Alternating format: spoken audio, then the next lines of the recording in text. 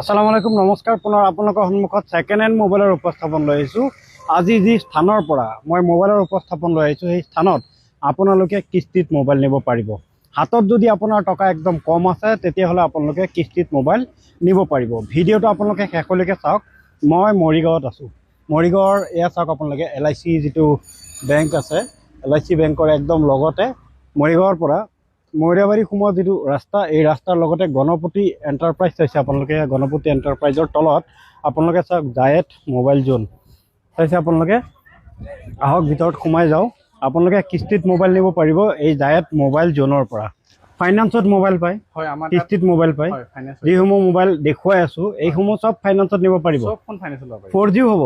4G actually মানে কি আমাৰ তাত ফাইনেন্সৰ অলপ কন্ডিশন থাকে।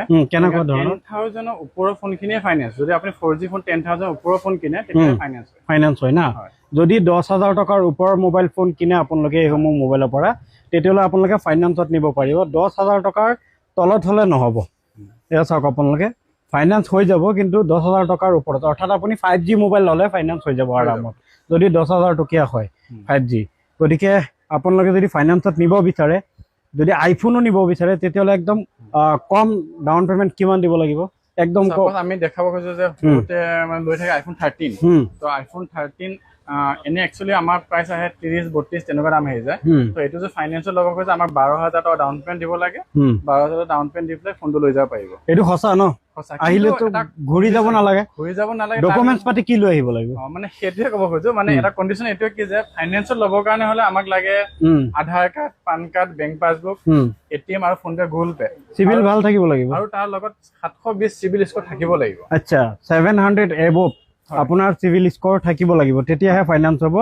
গতিকে আজিকালিতো মানে গুগল পেত গ'লে গম পায় সিভিল স্কোৰ, আপোনালোকে নিজে চেক কৰিব পাৰে গুগল পেত। 700 এবভ হ'ব লাগিব, 700 পাৰ হ'ব লাগিব, বেছি ভাল। আচ্ছা ঠিক আছে। লগতে আমি দেখুৱাম এই ফোনটো ফাইনেন্সত নিবলৈ ডাউন পেমেন্ট কিমান দিব লাগিব? এইটো আছে একচুয়ালি 13 Pro Max। এইটো 1 বছৰ ওয়াৰেন্টি থাকে। ইয়া আমাৰ তাত প্ৰাইস হ'ল 55,000। তো এইটো আমাৰ তাত ডাউন পেমেন্ট 25,000 মান টকা দিলে ওলাই যাব না। আৰু এইটো 12 Pro Max, ইয়াৰ দাম আছে আপোনাৰ 40,000 টকা, 256GB ষ্টৰেজ। তো এইটো আপোনাৰ 15-16,000 ডাউন পেমেন্ট আহি যাব না। আচ্ছা, আৰু আছে, আৰু ইয়াতে মোবাইল আছে এইসমূহ আইফোন ঢেৰ আছে প্লাস এইবিলাকৰ 15-20 মান আহি যায়।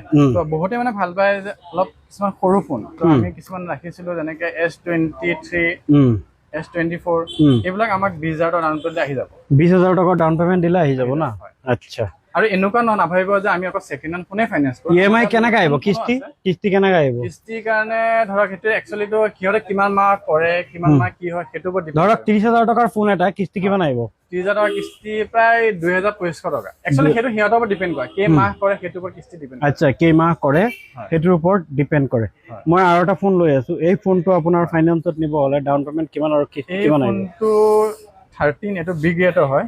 এটো ফোন ল'ব হলে আমাক মাত্ৰ 10,000 টকা ডাউন পেমেন্ট লৈ যাব, কাৰণ ইয়াৰ প্ৰাইসটো আইফোন 13 হয়। প্ৰথমত দেখুৱাটো আইফোন 13, ইয়াৰ অলপ ৰেটটো বেছি আছে আৰু কাৰণ বিকজ ইয়াৰ ওয়াৰেন্টি থাকে আৰু ওয়াৰেন্টি নাথাকে। মানে 2,250 টকা এটা EMI আহিব। 2,250 টকা এটা EMI আহিব, আপোনালোকে এই মোবাইলটো চলাব পাৰিব কিনি নি পালে। গতিকে আৰু আছে ফোন ইয়াতে, এয়া চাওক আপোনালোকে। এয়াও 13 হয়। সেম প্ৰাইস ন? একেই প্ৰাইস হয়। গতিকে ইয়াত 13 বহুত কেইটা আছে, 12 মিনিও আছে। এয়া কিমান প্ৰাইস আছে? 13 মিনি 25,500 না। আৰু ডাউন পেমেন্ট কিমান দিব লাগিব? ডাউন পেমেন্ট এটো 10 মান দিলে আহি যাব। আচ্ছা, 10,000। 5G আমি আৰু ফোন দেখুৱাম। এয়া চাওক আপোনালোকে, ধুনীয়া কালাৰ আছে। এয়া ছোৱালীসকলে বেছি পছন্দ কৰে, ছোৱালীখন পছন্দ কৰে। কিমান প্ৰাইস? এটো আমাৰ তাত আছে 22,500। ডাউন পেমেন্ট কিস্তি? ডাউন পেমেন্ট আহিব আপোনাৰ 8,000 মান টকা আহি যাব। আচ্ছা আচ্ছা, ঠিক আছে। গতিকে আইফোনৰ আৰু আছে এয়া এইবিলাক ভেৰিয়েন্ট। ইয়াৰ প্ৰাইস কি? অলপ ভাল পোৱা ফোন কিছুমান যেনেকে ফল্ড 3 আছে। তো ইয়াৰ ইমান বিশেষ বহুত দাম বুলি ভাবে, বহুত দামো নহয়, মাত্ৰ 30,000 টকাত আহি যায়। এটো আমাৰ 8,000 টকা ডাউন পেমেন্ট লৈ যাব পাৰিব। পিছত আহিলেতো ফাইনেন্সত দিবই ন? আহিলে আমি ফাইনেন্সত দিম, কিন্তু যদি ক্ৰাইটেৰিয়াৰ ভিতৰত পৰে দিবই, তেতিয়াহে পাব ন? ক্ৰাইটেৰিয়াৰ ভিতৰত যদি ফাইল ৰেকৰ্ড ভাল থাকে তেতিয়াহ'লে পাব। আমি এটা কথা ক'ব খুজিছো যে প্ৰতিটো আইফোন বা প্ৰিমিয়াম ফোনৰ লগত আমি সবকে এটা স্মাৰ্ট ওৱাচ গিফ্ট থাকিব অথবা নেক বেণ্ড গিফ্ট থাকিব।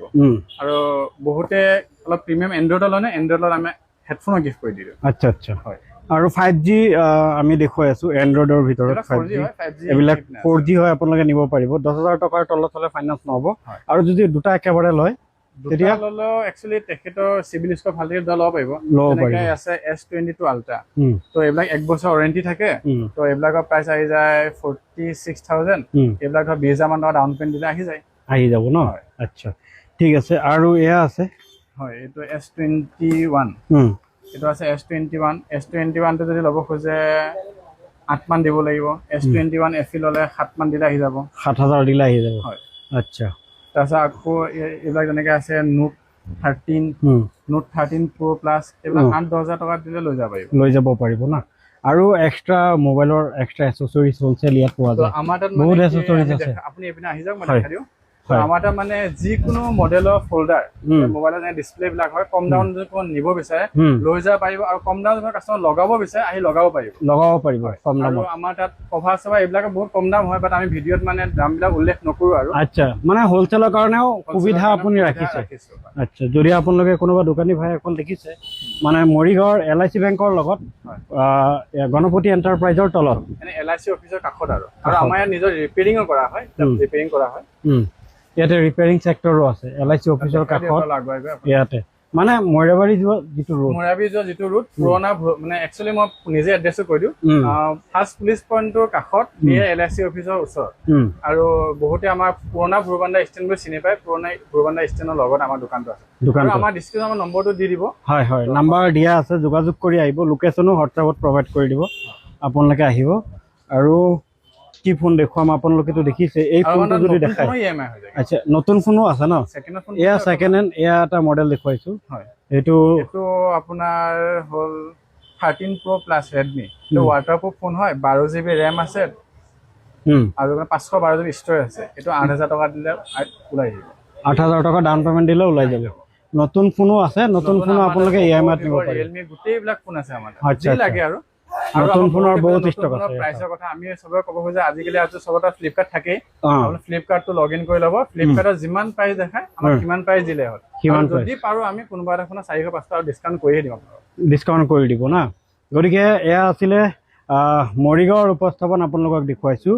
মই এটা কথা সুধিব বিচাৰোঁ যে 4G মোবাইল যদি দুটা একেলগত লয়, 10,000 টকাৰ ওপৰত যদি বাজেট হয়, ফাইনেন্স হ'ব? হৈ যাব ন। এইটোৱে সুধিব বিচাৰিছিলোঁ যে 4Gও যদি আপুনি দুইটা একলগত লয় তেতিয়াহ'লে ফাইনেন্স হৈ যাব। মানে এৰাউণ্ড 10,000 টকাৰ মাৰ্কেট আপুনি ইয়াত কৰিব লাগিব, তেতিয়া ফাইনেন্স হৈ যাব। খালি মোবাইল বুলি নহয়, যিকোনো বস্তু 10,000 টকাৰ টোটেল ল'লে ফাইনেন্স হৈ যাব ন। এনেকুৱা নহয় যে ক্ৰেডিট কাৰ্ড লৈ আহিব লাগিব বা ক্ৰেডিট কাৰ্ড লৈ এনেকুৱা কথা নাই। জাষ্ট আমাৰ যি বস্তু ক'লে যে আধাৰ কাৰ্ড, পান কাৰ্ড আৰু বেংক পাছবুকটো আৰু 7 মানে ডকুমেণ্টছ দিলে ফাইনেন্স হৈ যায়। ডকুমেণ্টছখিনি প্ৰপাৰ হ'লে হ'ল আৰু বাকী ডকুমেণ্টছ দিলে ফাইনেন্স হৈ যাব। ডকুমেণ্টছ দিয়াৰ লগে লগে আপুনি ফাইনেন্সত নিব পাৰিব। কিন্তু চিভিলটো আপোনাৰ 700 এবভ থাকিব লাগিব। 700+ আপোনাৰ থাকিব লাগিব। আৰু আপোনাৰ যদি স্মাৰ্ট ৱাচ লাগে, দামী স্মাৰ্ট ৱাচ লাগে, তেতিয়াহ'লে আপোনালোকে পাৰিব। কাৰোবাক যদি গিফ্ট দিয়ে সেইটোও পাৰিব। ইয়াৰ পৰা স্মাৰ্ট ৱাচ নিব পাৰিব। নতুন মোবাইলৰ পৰা আৰম্ভ কৰি যেনেকৈ ব'টৰ অৰিজিনেল হেডফোন বা আপুনি নেক বেণ্ড বা এইবিলাক মাউচ চব মিলাই আপুনি 10,000 হয়, আমি তাতো ফাইনেন্স কৰি দিব পাৰোঁ। তাতো ফাইনেন্স হৈ যাব ন। যদি চব মিলাই 10,000 হয়, তেতিয়াহ'লে তাতো ফাইনেন্স হৈ যাব।